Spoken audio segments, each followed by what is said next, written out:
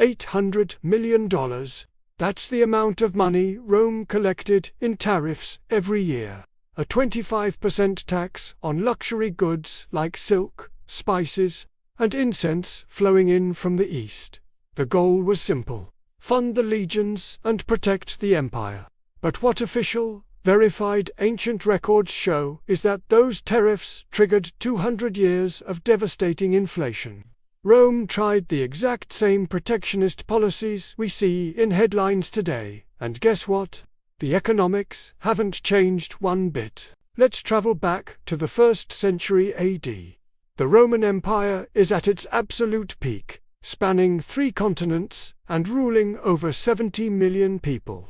But behind the scenes, its economy had a serious problem: a massive trade imbalance. Romans were obsessed with silk from China, spices from India, and incense from Arabia. This meant a constant river of gold and silver was flowing out of the empire, making Eastern merchants incredibly rich while the Roman treasury was slowly bleeding dry. The famous historian Pliny the Elder calculated that Rome lost 100 million sesterces annually just to this Eastern trade. In today's money, that's $400 million per year. And here's the official evidence. It was called the portoria system, Rome's official customs tax. They slapped a whopping 25% tax on luxury imports entering the empire. Every single ship docking at the port of Ostia had to pay. Every caravan crossing the border had to pay. Roman customs officials kept meticulous records, and archaeological finds have confirmed these exact rates. This wasn't some hidden scheme. It was imperial policy, publicly documented and officially enforced across the empire. But that raises a huge question. Why? Why would Rome tax trade so heavily when they desperately wanted those goods? The answer reveals a classic economic trap that almost every great empire eventually falls into. You see, Rome didn't really have a trade problem. Rome had a spending problem. The military alone cost the equivalent of $2.5 billion every single year, eating up 70% of the entire imperial budget. To make matters worse, the era of massive conquests was slowing down. No new provinces meant no new tribute money pouring in. The treasury needed cash, and it needed it fast. Tariffs seemed like the perfect solution. Or so they thought. The math looked straightforward on paper. $800 million in annual tariff revenue would cover a third of the military's costs. And it would all come from taxing things Romans couldn't produce themselves: silk, pepper, incense. The wealthy would foot the bill, the treasury would fill up, and the legions would get paid.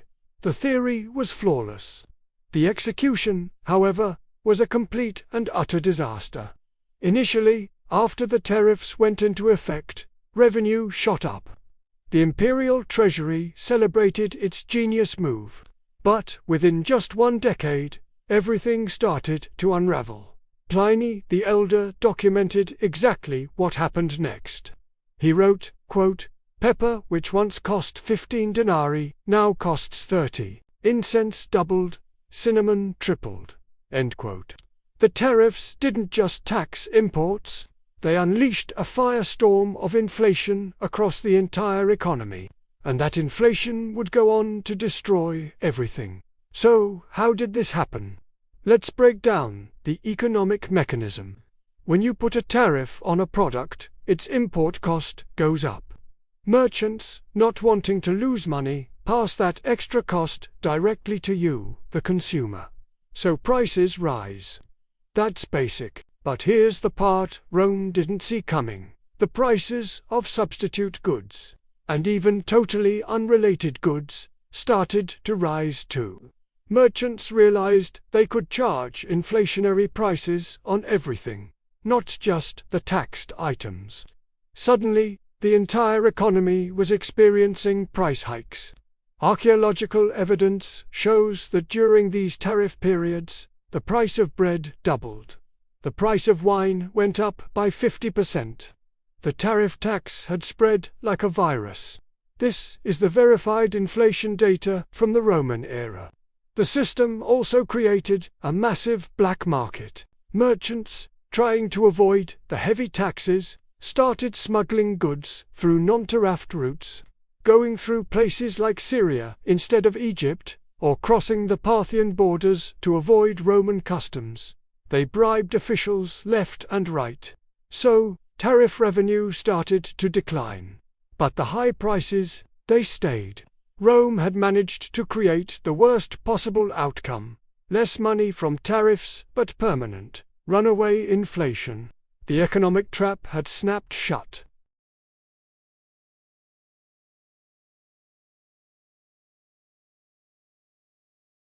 For centuries, think about this economic equation. The tariffs generated maybe 800 million in revenue.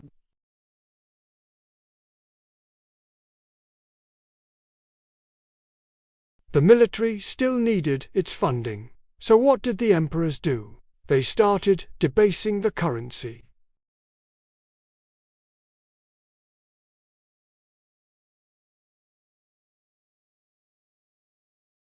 This, of course, just fueled even more inflation. The tariff solution had kicked off an economic death spiral from which Rome would never truly recover.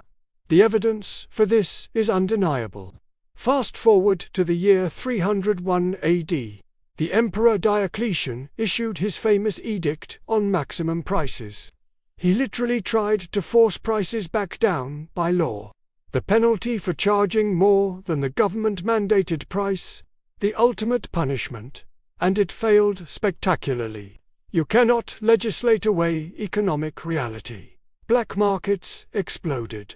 Legitimate commerce collapsed.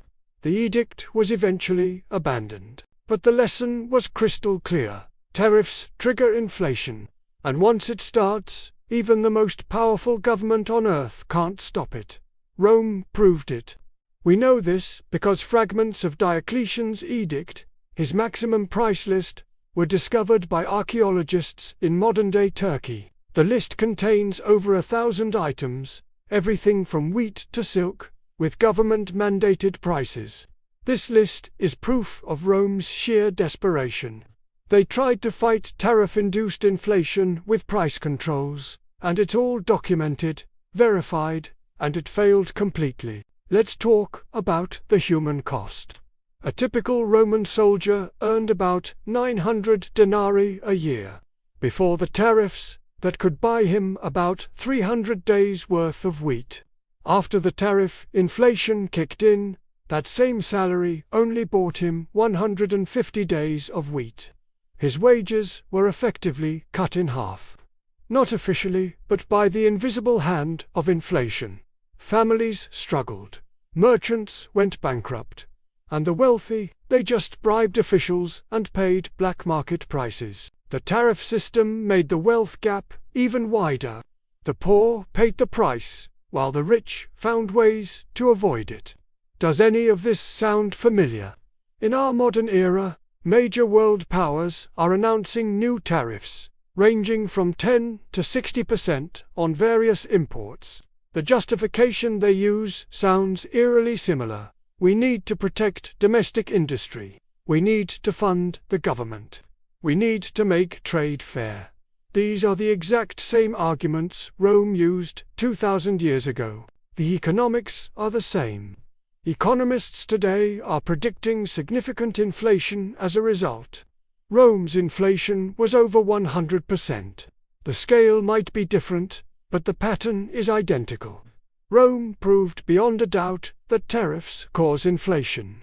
2,500 years later, we are running the same failed experiment. This lesson isn't political.